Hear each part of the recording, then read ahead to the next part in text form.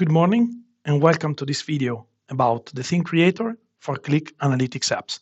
I'm Alberto Vaghi and I'm a principal solution architect in Qlik Italy's team. So many of you may be already familiar with custom themes for Qlik Analytics Apps. But for those who are not familiar with this concept, let me give you a quick introduction. So you all know that in Qlik Analytics application, both in Qlik Cloud and Qlik Sense Client Manage, you can apply styling options to every object and also to the sheets. Point is that if there is a big deployment of Qlik Analytics apps, just like for example in big corporation and big enterprises, then a custom theme may be a good option because with one file loaded as a theme or as an extension in Qlik Sense Client Manage, all users, even if they do self-service analytics, can benefit from the same styling options decided by the company. Think about brand guidelines, for example. You could simply have even self-service analytics application with the same brand identity applied. Custom themes are officially supported by Qlik. There is official documentation, though there is not any editor embedded in the platform, nor in Qlik Cloud or Qlik Sense Client Manage. I made a theme creator in 2023, and as of today, more than 3,000 themes have been done and downloaded from the theme creator. The first version, though, was a bit limited, and I received a lot of requests by users of the theme creator to add new functionalities, such as the ability of editing existing themes. That's why I decided to go for a complete overhaul of the theme creator, and now I'm going to present you the theme creator with all its functionalities. You can always reach the theme creator at his old address, so even if you had it in your favorites, it's still there. There is no change in the URL. Just bear in mind that the first time you load it, it may take 30 seconds to load the page as it has to compile the user interface. So now let's go into the tool and let's see all the details. So here we are in front of the new theme creator for Qlik Analytics Apps. The first thing you will notice the first time you access the platform is that you get a sort of welcome guided tour. In this case, it's made by 4 steps, and you can choose to navigate the steps or simply close the guided tour. This is the landing page. This is the place where you decide what you want to do, and you can navigate some sections such as the credit and terms, the help that now I transferred into a convenient and organized way directly inside the application. You can see the change log that now is empty because this is version 1, so there are no changes. You can report an issue, or you can replay the welcome tour. In the central part of the landing page, you have 2 buttons. The first one enables you to start a new theme journey, or the second one is enabling you to upload an existing theme and start from whatever you did before and go ahead with all the changes you need. One of the biggest features of this new theme creator is that your work is automatically saved as you go. So even if you accidentally close the browser or even the browser tab, you can always go back to the theme creator, and unless you deleted the browser cache, your work will still be there and you will be able to resume from where you left. Whenever you click on Create New, you have 2 options. You either can start from scratch, or you can start from an existing template that is based on the default themes available in Qlik Sense. So let's start from Sense Horizon. Whenever you click Start, you are automatically taken to the editor window. You get another welcome tour.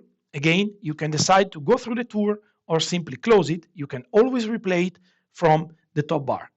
Now, the editor view is customizable to your likings. So you can have an interface like a sort of wizard mode. So all the sections are on top and you can navigate the section with the previews and next buttons. Or if you prefer a more classic view of the editor, you can switch to the sidebar view. So all the sections are on the left and you can navigate through them and the canvas will always be at the center.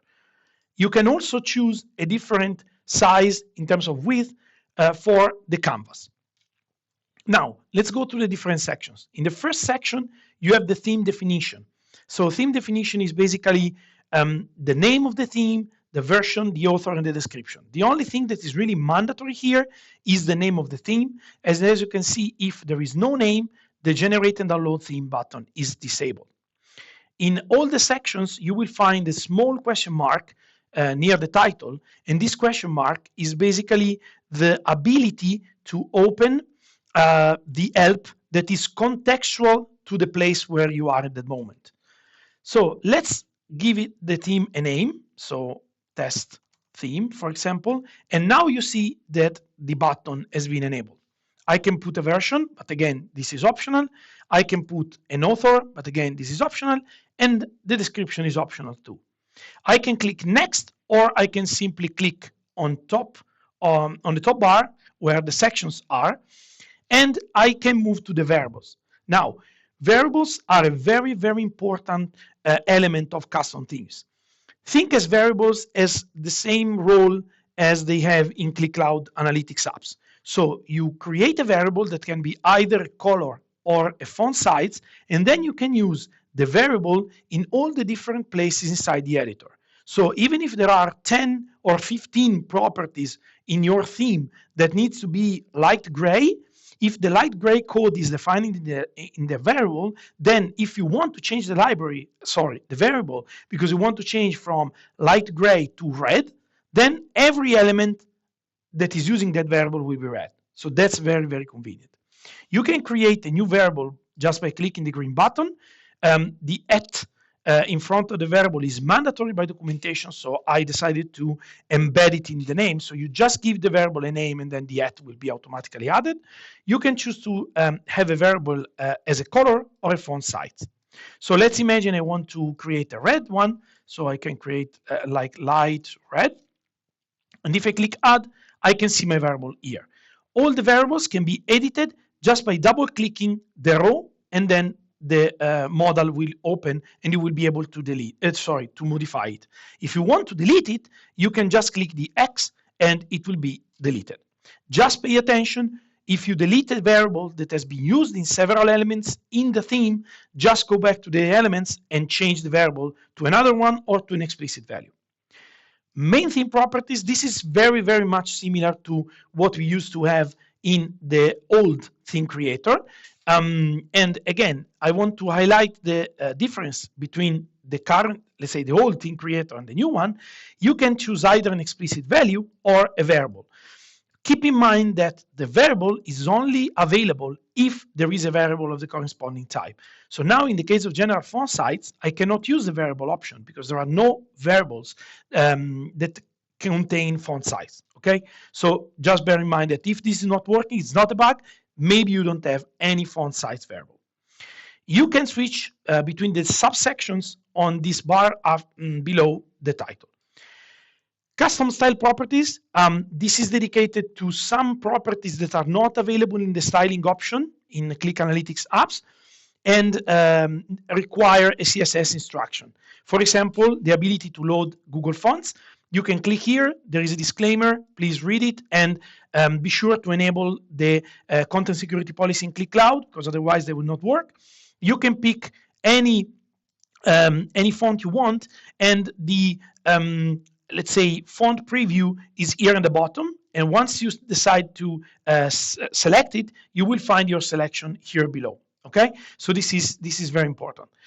You can rotate pivot column headers and add a full background image. What I mean with full background image, quite simply, you can put a background image into a sheet using the standard styling option in Qlik Cloud or Qlik Sense Client Manage.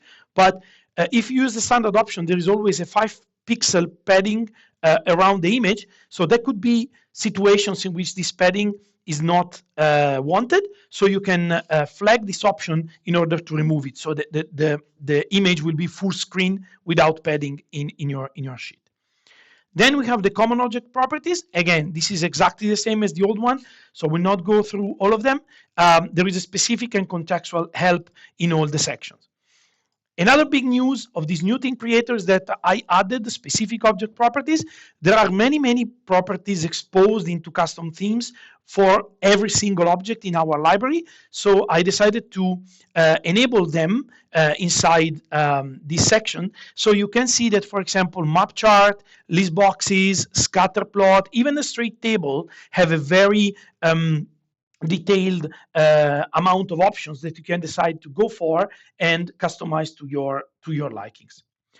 Then we have scales. So scales is coloring by measure. In this case, we already have 4 scales because these are the ones that are coming with Sense Horizon.